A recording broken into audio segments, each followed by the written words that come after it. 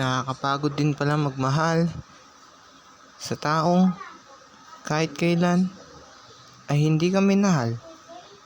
Kahit na ganon man ang sitwasyon, pinipilit kong baguhin ang pagkatao ko sa panibagong pagkatao at katauhan na uusbong sa akin, na sana makilala mo naman ako, na sana mapalapit ka sa puso ko, na sana hindi ka malayo sa akin dahil magkapit-bahay lang tayo, na sana